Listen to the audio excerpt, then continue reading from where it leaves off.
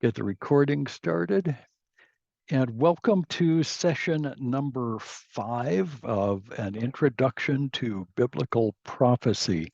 I'm Dr. John McMath. I'm joined by my friends in Italy and in the Philippines, and probably by people in a bunch of other places. Welcome to those of you joining by way of Facebook or YouTube. It's good to have everyone together. Today we're going to go a bit farther into the book of Daniel. I'm going to go rather quickly through 4 chapters, chapters 3, 4, 5, and 6, to develop some context. These chapters are not strictly prophetic. Chapter 2 really strictly is not prophetic either. That was the dream about the statue. So we've got this the big statue, head of gold and silver, bronze, iron, and a big rock that smashes the whole thing. Okay. And Daniel explains that God is revealing to Nebuchadnezzar that this is the rest of history. So a 4-nation thing followed by some kind of a 10-king system, followed by the kingdom age, and that rock cut without hands we're going to discover is the Messiah. That's Christ Himself. So the return of the Messiah to destroy this 4-nation confederacy, this 4-nation system, is the picture that we have from chapter 2. And the overall point of that is that God has a plan for all of history. He's working out that plan and revealing that plan to His servants, the prophets. So Daniel is operating somewhat as a prophet, explaining the dream to Nebuchadnezzar. Now, count on Nebuchadnezzar to misunderstand the point of the episode. To us, it would seem fairly obvious. God is the author of history, and He's working out a plan for all of history. So it should be reasonable that God can predict the end from the beginning. Some commentators refuse to make a connection between chapter 2 and the rest of the book, in chapters 7 and 8 particularly, and then chapter 9 and on into chapters 10 and 11 and beyond, saying these are separate little stories and they have no particular significance outside of Daniel's own time. I disagree with that. I think Daniel himself and the interpretations by either angels or revealed in the vision itself make it clear that this refers to the time of the end. We've called this the time of the Gentiles because of the relationship between this Daniel 2 and then 7 and 8 and the use of that phrase, time of the Gentiles, in the Olivet Discourse in Luke 21. So Jesus said, this time of the Gentiles is a time of hostile occupation by a foreign power. And that began with Nebuchadnezzar. So Nebuchadnezzar, you, O king, are the head of gold. And Nebuchadnezzar didn't hear anything after that point. And that launches us into chapter 2. So let me see if I can share the screen. And we'll do that here. Yeah, there we go. Bingo. And it's up. Okay, so this is a story of 3 friends in the fiery furnace. Okay, Shadrach, Meshach, and Abednego. We all use this story for Sunday school. here's the three heroes of the faith, and uh, uh, they have enough courage in what God has commanded them to do that they stand up against the king. So we know the story. Okay, you've seen the flannel graph. Let's see if we can take it just a little bit beyond that point, because it's a fascinating insight into Nebuchadnezzar, recognizing that Nebuchadnezzar is the beginning of a long process, and it's going to be the characteristic of the Gentile powers of the nations to behave the way Nebuchadnezzar does. He's an outsider. He's a Gentile, not Jewish, and has no real knowledge of the God of reality. So this episode is a further interaction between Nebuchadnezzar and the Jewish captives, with some interesting turnouts. It's kind of fun to watch the way this all works, because Nebuchadnezzar is on a journey toward what may even be faith. There are some who believe it's not only possible but likely that we'll meet Nebuchadnezzar in heaven. I don't know about that, but it'd be interesting. If he is there, well, good for him. It'll be interesting to talk to him. And if not, well, I can understand why. He never quite comes all the way around, but you wonder how much faith he actually has. Interesting guy. So King Nebuchadnezzar made an image of gold. That's 3 and verse 1. He made an image of gold whose height was 60 cubits. That's 90 feet tall. So this thing is probably not solid gold. It's probably a gold leaf over a wooden frame, but still a 90-foot statue is big. There's a lot to that.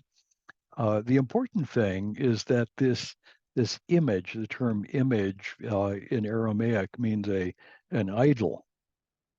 It's an image of a god, and he makes it of solid gold. Now Daniel had said, "You, O king, are the head of gold."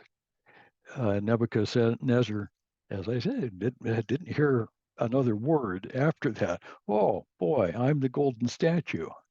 As what his takeaway turned out to be. I'm the golden statue. That's pretty neat. As he makes a statue, we have to assume this is of himself. In the ruins of Babylon, we found numerous statues of probably Nebuchadnezzar. Sometimes with the body of a lion, and sometimes just a tall stone statue with the crowned head and all the rest. We have to presume that that's Nebuchadnezzar. So Nebuchadnezzar was not exactly a humble guy. So he says, I must be the god of the whole world, and I'm the last king there'll ever be. The people would say, "Oh, King Nebuchadnezzar, live forever," and he seems to have believed the press releases about that.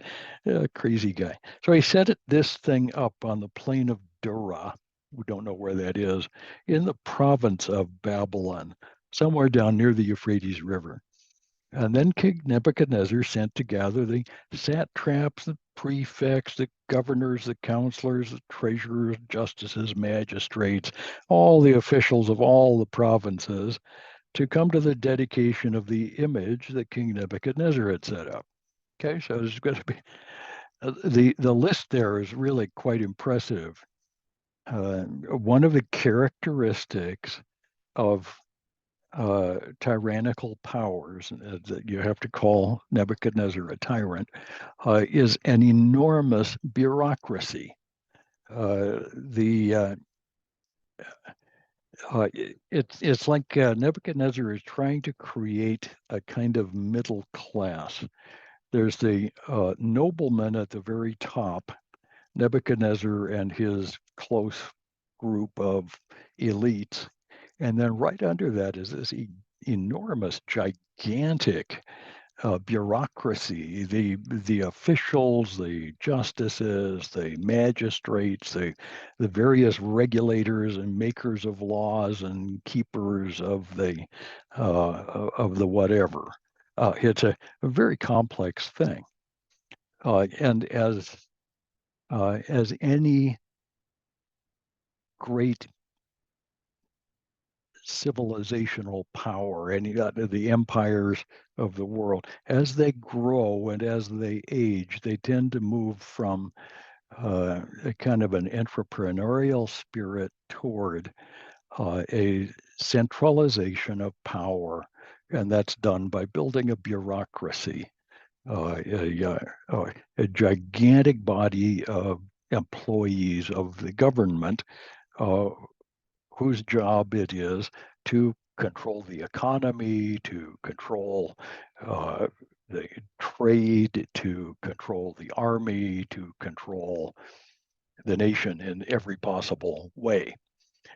So Daniel and his three friends were apparently part of this bureaucracy. They became a part of the government of Nebuchadnezzar.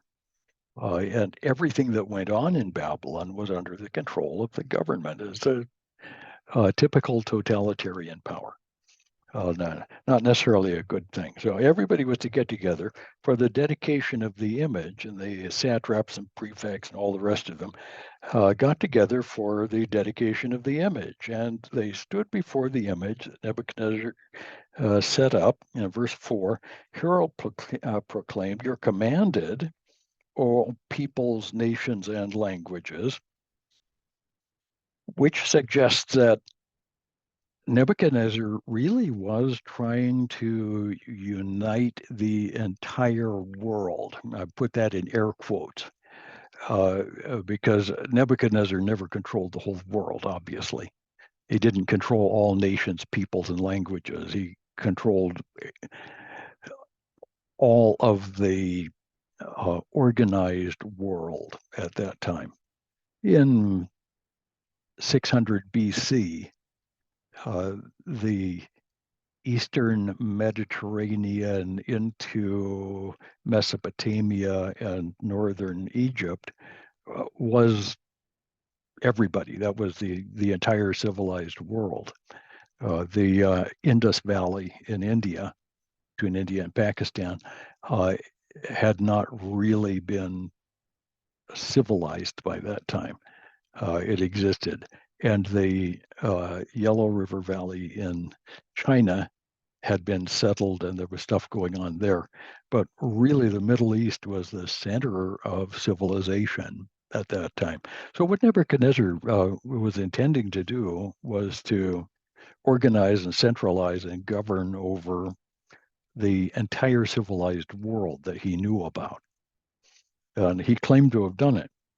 So he orders, "You're commanded when you hear the sound," verse 5, "of the hornpipe, lyre, trigon, harp, and bagpipe, every other kind of music, you are to fall down and worship the golden image that the king Nebuchadnezzar has set up."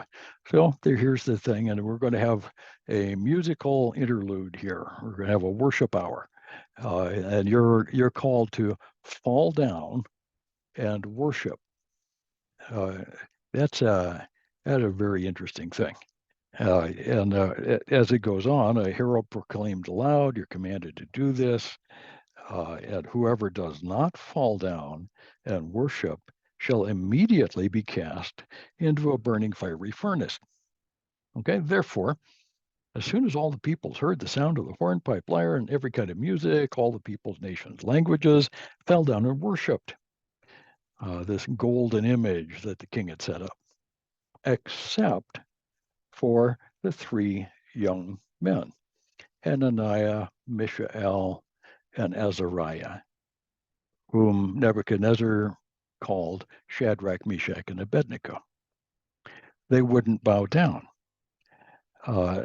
So there were certain Chaldeans, and they maliciously accused the Jews.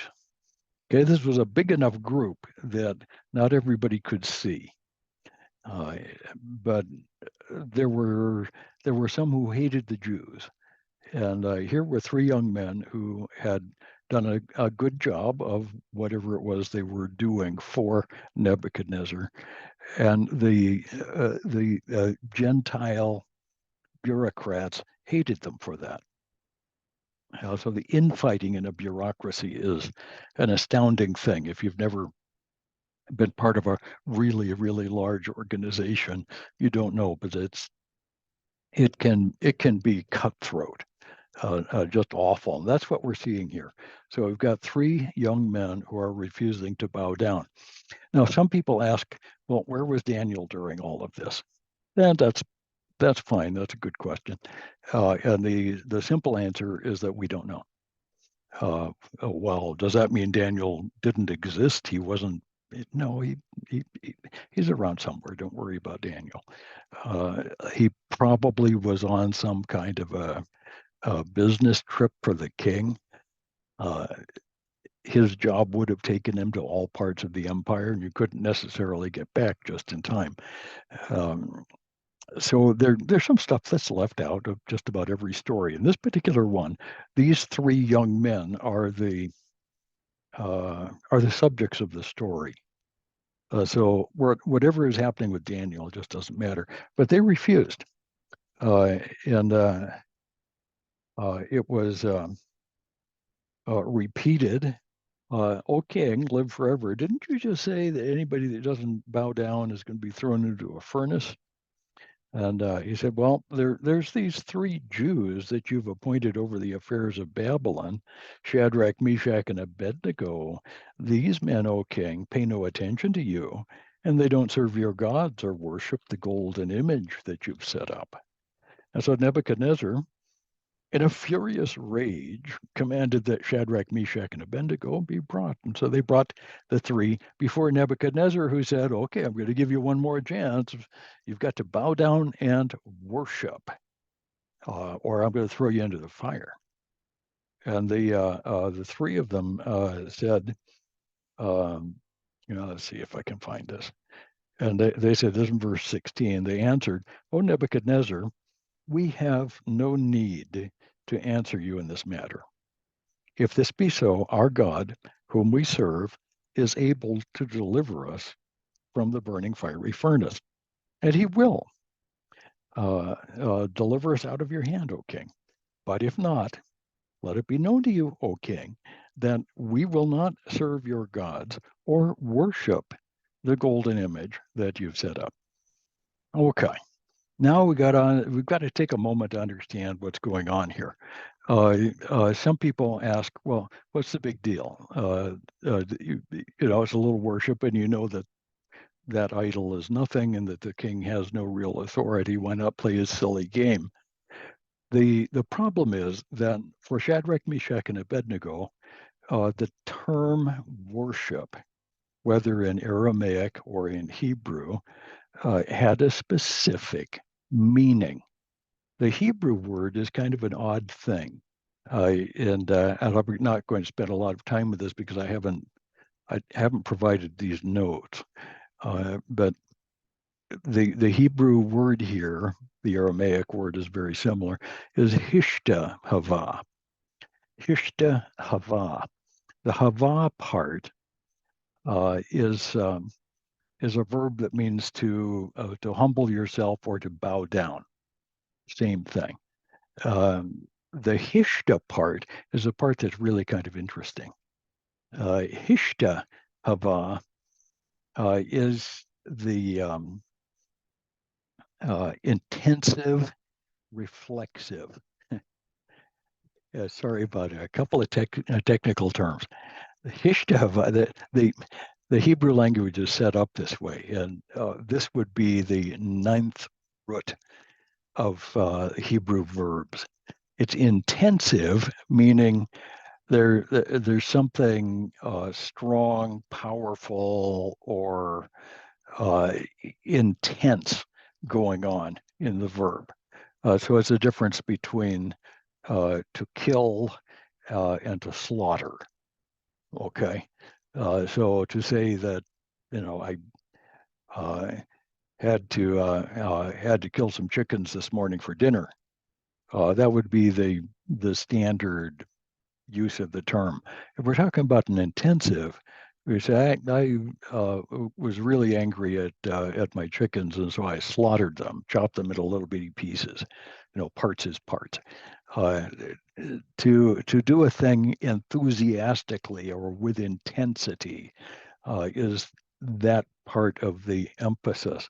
The other part is the reflexive. There's in Hebrew, a verb can be active or passive or reflexive. Active is I killed. Passive is I was killed. It would be a hard thing to say, but if you're talking about the reflexive, I killed myself. Okay. Uh, so an intensive reflexive is to enthusiastically do a thing to yourself. Okay, so hishtahava is the word for worship, and it means to enthusiastically submit myself to a God who is worthy of infinitely more than I can possibly give him. Donna, did you say something? Okay. Okay, Donna must be talking to somebody else down there. Okay, so worship is the enthusiastic and voluntary submission of myself to a God who's worthy of infinitely more. It can't be commanded. And it's always personal, it's always enthusiastic, and involves a submission of myself uh, to to a God who is infinitely worthy of all the worship of the whole world.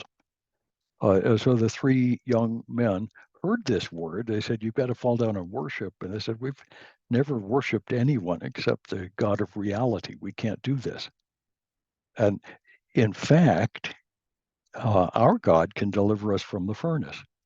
If you throw us into the furnace, and we go all the way into the furnace and die, well, we're still not going to bow down to you because the worship of the one true God is the core of the believer's life. There's nothing else. Um, so they're condemned to the furnace. You won't worship my God? Well, to the furnace you go. And the king's order was extremely urgent. And so the furnace was overheated, and the flame of the fire killed the men who took up Shadrach, Meshach, and Abednego. Now, the furnace is probably what we would call a brick kiln. In Mesopotamia, stuff was made out of bricks. And one of the fascinating things we find in Mesopotamian archaeology is bricks with Nebuchadnezzar's name stamped into them. The cuneiform for King Nebuchadnezzar was apparently made into a stamp in the brick factory. And he stamped that into there. The bricks were not the sun-dried bricks that we often see used in Egypt. In Mesopotamia, they worked with actual clay, very fine clay from the riverbed, uh, and that was shaped into a brick, allowed to dry, and then baked. By baking a brick, you make it very hard. It turns the clay into a kind of glass. So the bricks are very durable, very hard, and quite good. Uh, Nebuchadnezzar would have had lots and lots of these brick kilns. We found, the archaeologists have found in Mesopotamia the remains of lots of brick kilns. And they're round, shaped like a chimney, kind of like the cooling tower of a nuclear plant, because that just works. brings the heat up, and the bricks are all laid out on an iron frame, a grate, to allow the flames to come right up past. Well, they're taken up near the top of the furnace, and there's a door in the side of the furnace. When the fire is cold, you can walk in there with whatever you're trying to fire and set it on the grate. Uh, in this case, the fire is already built. So when the soldiers took the three Hebrew men down to the furnace, uh, the soldiers were burnt up. It makes a great story, but you feel kind of sorry for the soldiers and their families. Anyway, a king came down closer to the furnace and looked in through the viewing door, and noticed that there were people walking around in there. And he asked, wasn't it three that we threw in there? Now all of a sudden we've got four in the furnace. So there's four walking around inside. And Nebuchadnezzar says, and this is literally what he has to say. Da, da, da, da, da, da, da. I found it. Yeah, in verse 24, did we not cast three men into the fire? And he answered and said, but I see four unbound, walking around, and they're not hurt. And the appearance of the fourth is like a son of the gods. Uh, some of our translations, and I'm not sure about Tagalog or about Italian, I really haven't looked. Some of our translations say the fourth looks like the son of God. And that's probably not what Nebuchadnezzar said. It's better to translate this a son of the gods. Something special is in there with the three Hebrew young men. And so Nebuchadnezzar called them out. He came near and he called out, servants of the Most High God, come out here. Now, interestingly, Nebuchadnezzar calls them the servants of God Most High. In Hebrew, that's El Elyon, El Elyon, which means the Most High God. That's a generic term. It's significant. Nebuchadnezzar doesn't have the name Yahweh, which is God's personal name. He maybe has never heard that. And he doesn't use the term Elohim, which is a word that simply means the supreme God. For Nebuchadnezzar, the term Elohim would be understood as a plural, gods. Uh, so he uses the term El Elyon, which is a singular, God El Elyon, Most High.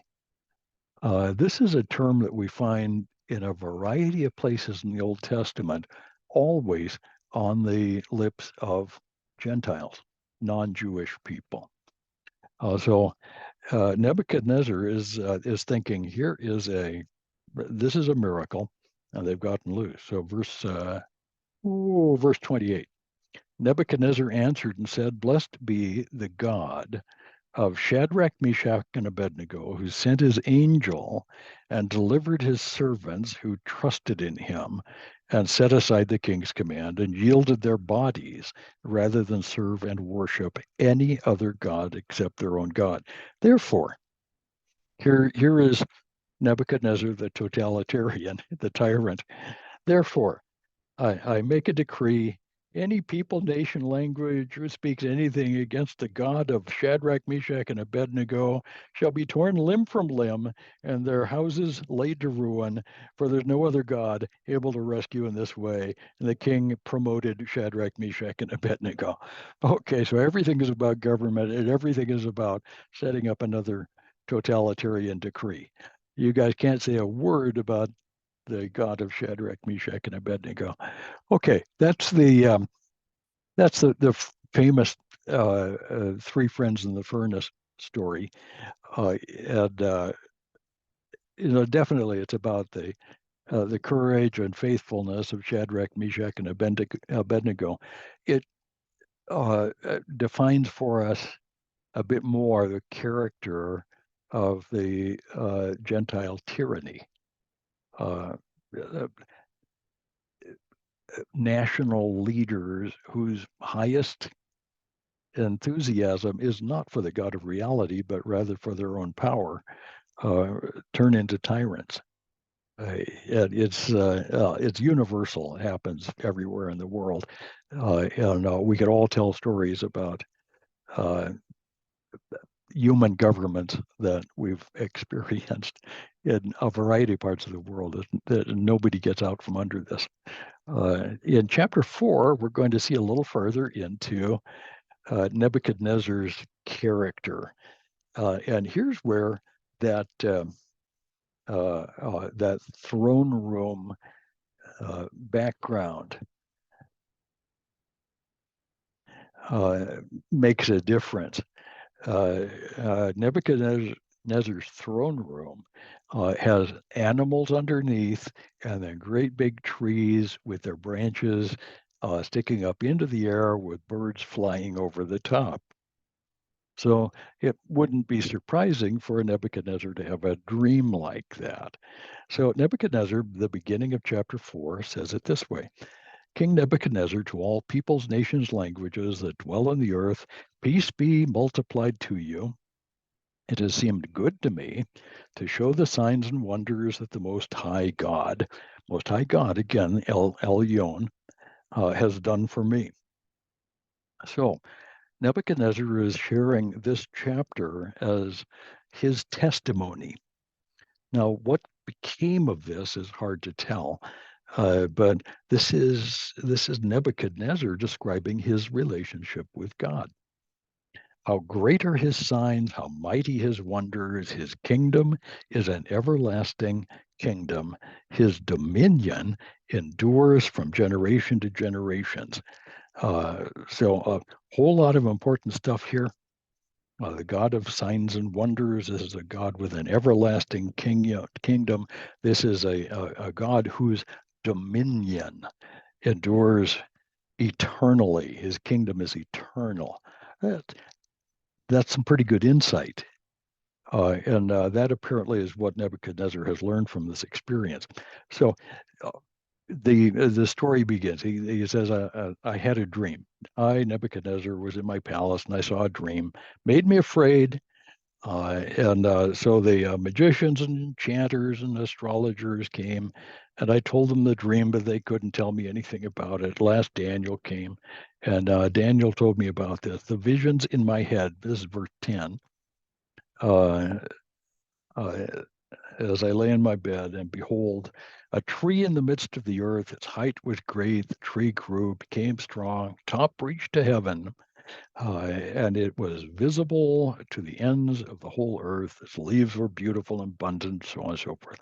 Okay, the animals found shade for it, and the birds of the heavens. Then verse 13, I saw in the visions of my head, as I lay in bed, behold, a watcher, a holy one. He's talking about what we would call an angel, came down from heaven. And he proclaimed aloud and said thus, chop down the tree, lop off the branches, strip off the leaves, and scatter its fruit, and let the beasts flee from under it, and the birds from its branches, but leave the stump of its roots bound with a band of iron and bronze amid the tender grass of the field, and let him be wet with dew from heaven, and his portion be with beasts, his mind change from a man to that of a beast, and let 7 periods of time pass over him, and the sentence by the decree of the watchers, the decision of the words of the holy ones to the end that the living may know that the Most High rules over the kingdoms of men and gives them to whom he will, and sets over those kingdoms the lowliest of men. Okay, that's the key to the whole thing. God is the one who sits in his heaven and judge the actions of men, and will elevate and bring down the rulers of men. Uh, so when apparently inexplicable or crazy things happen in human government, and I'm not going to mention any particular human government that I'm familiar with, because it happens everywhere. When these things happen, God allows it, and God is actually working out His plan. That's the point. Because God is in his heaven. And Nebuchadnezzar, you wouldn't have any of this power without my say so. And in the same way, if I decide you're going to have less power, that's what's going to happen. The 7 times are kind of an interesting thing. We don't really know how long a period this was. And the Babylonian literature that comes out of this period that we've studied thus far really doesn't give us much of a hint. There are some long, unexplained periods in Nebuchadnezzar's life, but none of this is quite what it would be nice to have this story repeated. Uh, and so Daniel comes in and he interprets this dream. Again, it comes very, very similar to Joseph. Daniel says, this is the interpretation, verse 24. You'll be driven from among men, your dwelling place with the beasts of the field, the dew of heaven for 7 periods of time, till you know that the Most High rules the kingdom of men and gives it to whom he will. And the king said, let my counsel be accepted. Break off your sins by practicing righteousness, your iniquities by showing mercy to the oppressed. Nebuchadnezzar, several days later, 12 months later, went out on the roof of his palace, and he looked out over Babylon and says, is this not Babylon the Great, which I have created for the glory of my own honor? God couldn't handle that. He said, that's it. That's it. Out you go. And so he was driven out from the palace. He became like a beast. His hair got long, his nails got long, and he went out into the wilderness somewhere for 7 periods of time. I call this Nebuchadnezzar's field trip.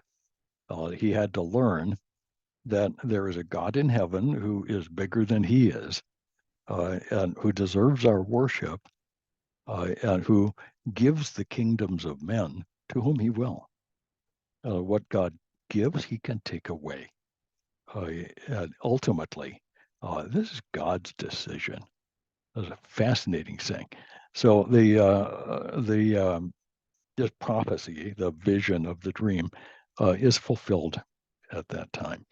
And after the 7 periods, Nebuchadnezzar is restored. And again, he continues his testimony. He says, I blessed the Most High and praised and honored him who lives forever. His dominion is an everlasting dominion. His kingdom continues from generation to generation, and all the inhabitants of the earth are counted as nothing. He does according to his will among the host of heaven and among the inhabitants of the earth, and none can stay his hand or say to him, what have you done? So at the same time, my reason returned to me, and for the glory of my kingdom, my majesty and splendor returned to me. My counselors and everybody else came back and served me, and still more greatness was added to me. Now I, Nebuchadnezzar, praise and extol and honor the King of heaven, for all his works are right and his ways are just, and those who walk in pride he is able to humble. Now that's a really, really good conclusion, and it suggests that Nebuchadnezzar has come around and he's a believer. Outside of this passage, there's no real evidence of that. We see nothing in the Babylonian record that would suggest that Nebuchadnezzar became Jewish. There's he may have been a private worshiper of the one true God, but we see no evidence of that in the lives of his sons who became the kings after him. Uh, but it's a nice idea to think that maybe we'll get to meet Nebuchadnezzar in heaven. It's possible. That was Daniel's purpose. Daniel was a counselor to the king and actually meant well for the king. Now, by the time we get to chapter 5, we've gotten to the very end of the Babylonian period. We're talking 70 years later. So in chapter 5, Daniel is genuinely an old man. He's probably 85, 86 years old by this time. He was quite a young man, a teenager, when he went to Babylon. And now we're talking 70 years later, around 536 or 7 BC. So the king at the time is called Belshazzar. Now, Nebuchadnezzar had 4 sons, and Belshazzar is not even one of those. Belshazzar is the son of Nabonidus. Nabonidus is the son of Nebuchadnezzar. And Nebuchadnezzar had 3 other sons, and each of them was a king in turn. Nabonidus is the last of the sons of Nebuchadnezzar. None of the sons of Nebuchadnezzar lasted very long. Nebuchadnezzar himself was a king for most of the existence of the Babylonian Empire. It's a fairly short-lived empire. And at the end of this time, the empire has deteriorated. After Nebuchadnezzar, the empire became ever more self-absorbed, corrupt, more and more centralized. It became more and more of a bad thing. The Persian Empire was growing in power. As this chapter is setting up, the Persian army has been digging a deep pit next to the Euphrates River that ran through the city of Babylon. So the river ran all the way through, in one water gate and out the other water gate. And what the Persians were planning to do, what their army had been working on, was a huge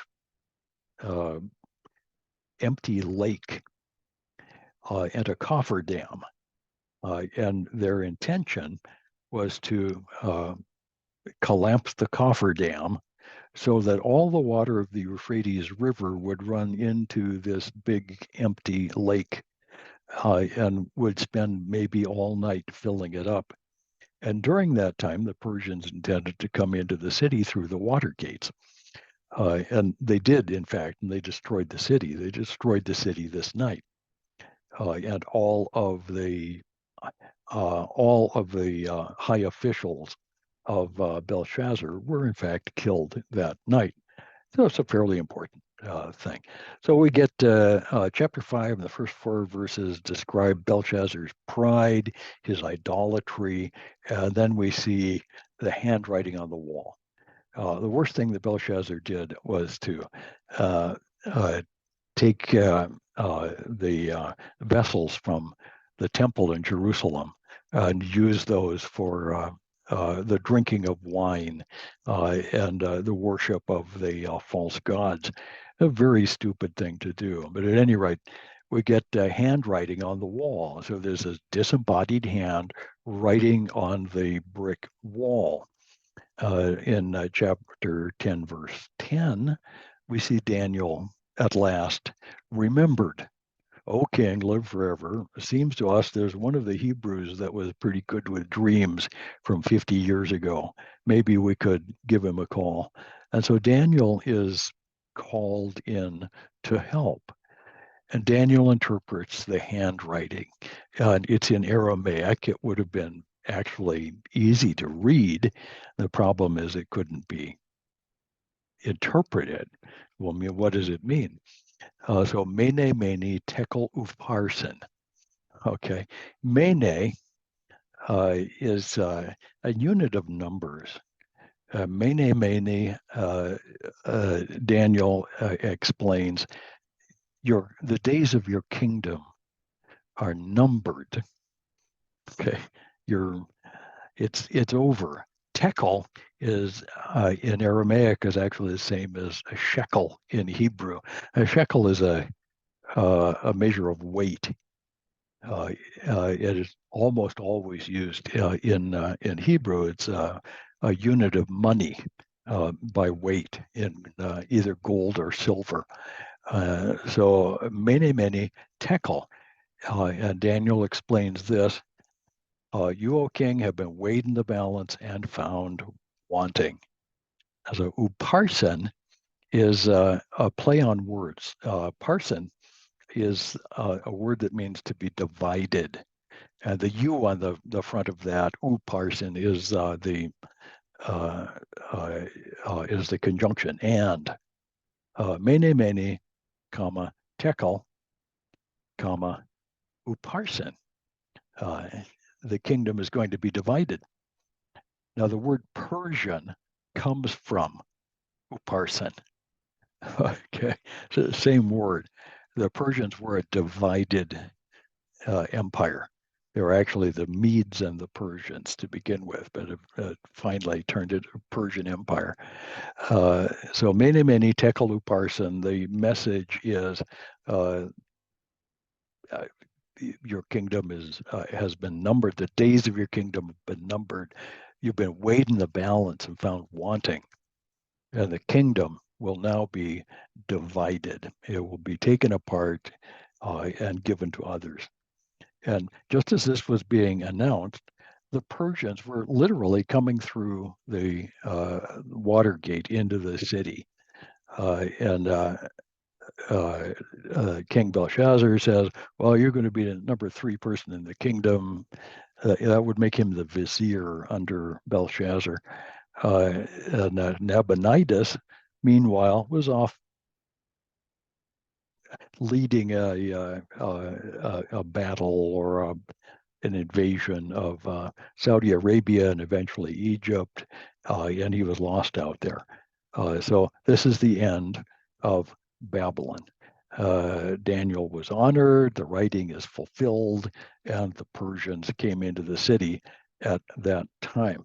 During that Persian period, we see chapter 6.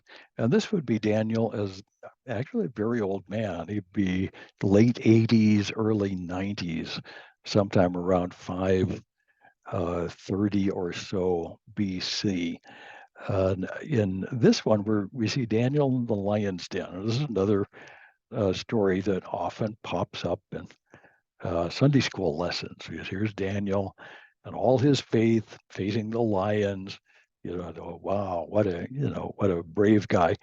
And it's a great story. So Daniel is promoted. He keeps getting promoted. Daniel was a very effective executive. He was a counselor. He was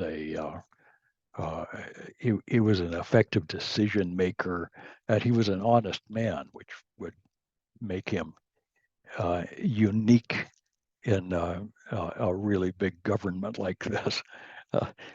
Most big bureaucracy government employees are corrupt. This is true all over the world. One of the best ways to get rich without working hard is to become a public servant. You go into government and you're able to regulate things, and you can invest in the same stuff you're regulating. And over time, government employees can become fabulously wealthy because they can be bribed. They have the power and they can control things. So Bribery is a real thing, and the riches that are available are very tempting. And just about everybody understands this, and it's true in governments all over the world. In the United States, the 5 or 6 counties that surround the Capitol in Washington, D.C., are the 5 or 6 wealthiest counties in the entire country. this is this is where you're looking for millionaires. This is the place to look for them, because these government servants, bureaucrats at lots of levels, make very small salaries, but there are lots of other sources of money, and they often have the very nicest houses and the nicest cars and private jets and all the rest. So think of this in the Persian experience. The Persian Empire was a very large thing. The Persians had a quite a different notion of how a nation ought to work. They believed in what we call a mosaic empire instead of a melting pot empire. Melting pot says, everybody come and we'll turn all of you into Babylonians. Same language, same food, same culture, same religion. We'll all be one big happy family. And that usually doesn't work very well because there are some people who just don't want to be a part of it. Uh, the Persians tried to do this a different way, by saying, let's just be a mosaic, like all different colors, all different shapes, all different sizes. Everybody can have their own religion and just do your own thing wherever you happen to be. And so people who had been brought into captivity in Babylon were generally sent back to wherever they came from. That's how, under the Persians, the people of Israel were allowed to return to Jerusalem and have a limited amount of self-government. They were not allowed to have a king, but they could have a Persian governor, who was in fact Jewish. So it wasn't terrible. But again, it's important to understand that in the same way that Nebuchadnezzar continued to control Jerusalem, so the Persians, throughout that long empire, continued to control Jerusalem. They let the Jews have a bit more self-government, but it was still not an independent kingdom. So what's going on here? So we see Daniel in the first 3 verses being promoted and promoted and promoted, and he was distinguished about all the others because he had an excellent spirit. And so the king planned to set him over the whole kingdom, which would make everybody angry. And 4 through 9, we see the high officials and satraps started looking for a ground for complaint against Daniel. Show me the man and I'll show you the crime. There must be something we can charge him with. And they finally discovered that they could charge him with praying to some god besides the king of Persia, which is great. But that wasn't a law yet. So the Persian satraps and bureaucrats went to see the king, a coalition of these folks. And they said, "Oh, king, live forever. We think it would be a really great idea if for the next couple of months you made a law that said that anybody who prays to any god or any king besides you should be thrown into a den of lions. What do you think of that?" And the king thought, for reasons that uh, only a genuinely tyrannical king would imagine, the king thought that sounded like a good idea. And so the deputies, the other bureaucrats, sent spies to listen. And they knew already that Daniel had a habit of praying several times every day, facing toward Jerusalem, and that this was Daniel's habit, and he wasn't about to stop at this age. He's mid 80s. He's an old man, and his attitude would be very simple. Uh, I, I'm an old man. If you kill me, I'll go to heaven and be with God. Uh, so I honestly don't really care what you do to me. I'm not going to stop my habits. What has God ever done to me that I should rebel against Him now?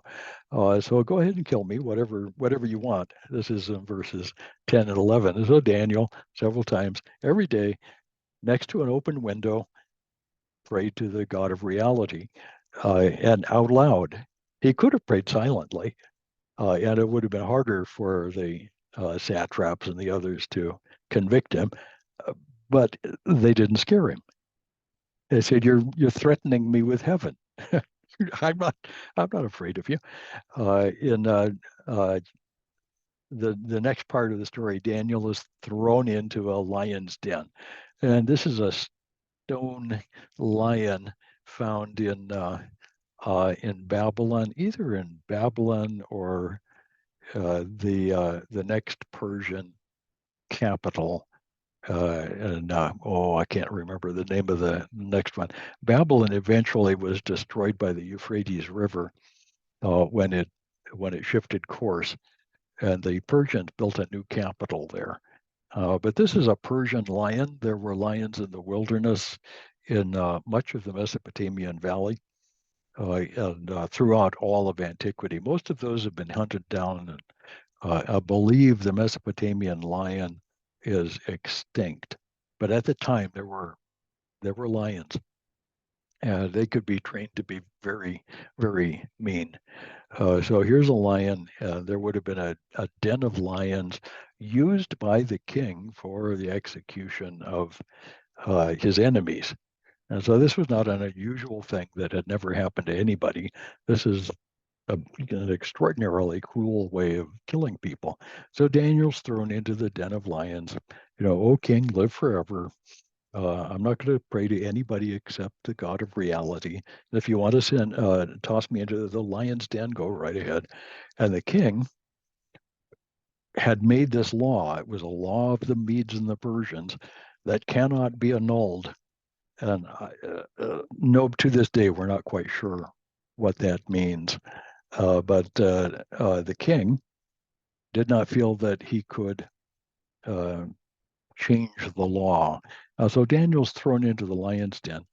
And the next morning, the king goes out because he really didn't want to kill Daniel. He was hoping Daniel could help him straighten out some of the corruption in his kingdom. And he says, "Oh, Daniel, has the Lord whom you serve day by day delivered you from the mouth of the lions?" And Daniel says, "I'm here, O king, live forever." And Daniel was brought out uh, and preserved, and the bureaucrats who had uh, accused him were thrown into the lion's den along with their families, which is the typical tyrant response.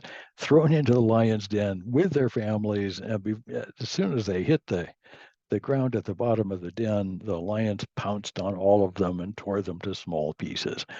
So Daniel is not only delivered, but vindicated. He's an honest man, and his God has delivered him. Now, what all of this does is to provide us some background to the first two kingdoms in the sequence of great powers who have control over the city of Jerusalem. That's the point. So Babylon and then Persia are clearly the first two great powers in the four great power sequence that will control Jerusalem and this part of the world until the end of time. We go back to chapter 2, you've got a statue with four parts, and then the end of time. the second coming of Messiah, the beginning of the kingdom age, which is a prelude to eternity. So Daniel actually got to live through portions of the first two parts of this four-part sequence. And in chapter 7 and then on to chapter 8, we'll see more detail about this four nations sequence, which works out to be the history of the time of the Gentiles that Jesus describes in Luke chapter 21. So there it is. Daniel is a fascinating character, and I've always said Daniel is very much like Joseph. They're both very similar.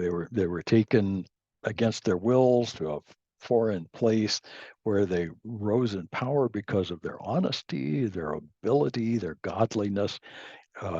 Daniel is a very, very important character just for our own understanding of how biblical prophecy works.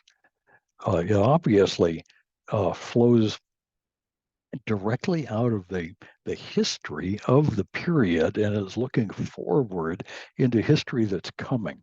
It's not merely a set of moral platitudes.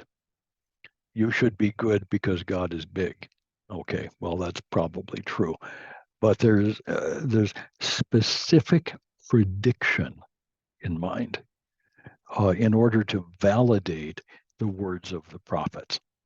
And Daniel is an excellent test case for this. Next week we'll go on into chapter 7, and we'll look at this vision of four beasts coming up out of the sea, because it's yet another. This is even more interesting. Chapter 7 and 8 will take us 2 weeks in order to take everything apart. There's a lot of detail. So we'll go on then, and I've got to unmute everybody here. There we go.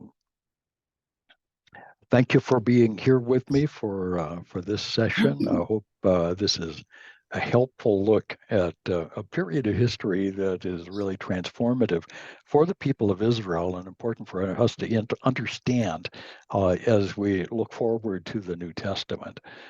Daniel is laying down a lot of intertestamental groundwork that will help us understand what's about to come. So good stuff. We'll see you again next week, same time, same place, and we're hoping that Oscar and Sally have a successful and safe trip back to the Philippines, and that they'll be awake from their jet lag by next Wednesday. So bye everybody. Love you all. Hey Don. Thank See you. ya. Thank you, Dr. Jan. Thank you. All right, Grazie, brother thank Joe. you. Bye Yeah, bye. Roger. Take care. Ciao, ciao. Okay. Hey guys. All right. Good night Thank and you good all morning. for coming, and we'll see you next time. Bye bye.